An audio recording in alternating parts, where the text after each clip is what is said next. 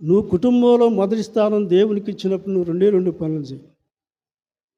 ఒకటి, ఎలాంటి స్థితిలో కూడా నువ్వు విశ్రాంతి ధనాన్ని పోగొట్టుకోవద్దు. కానీ పోగొట్టుకోవాల్సి వచ్చినప్పుడు తప్పని పరిస్థితుల్లో నువ్వు పోగొట్టుకొని ఏ చిన్న చిన్న వాటికి నువ్వు విశ్రాంతి దినాన్ని నువ్వు పోగొట్టుకోకూడదు. రెండవది, విశ్రాంతి దినాన దేవుని సమయాన్ని దొంగిలించకూడదు. ఈ రెండు పనులు నువ్వు చేసేవనుకో, నీ జీవితం దేవుడంటే ఎంత భయపడుద్దో, ఆ ఒక్క రెండు పనులు ఎంత భయాన్ని నేర్పించుద్దో. నువ్వు అనుకుంటావు నష్టపోతావని. లేదు లేదు, నువ్వు నష్టపోవు. పౌలు గారు అంటారు, ఒకడు నాటాడు, ఒకడు నీరు పోసాడు.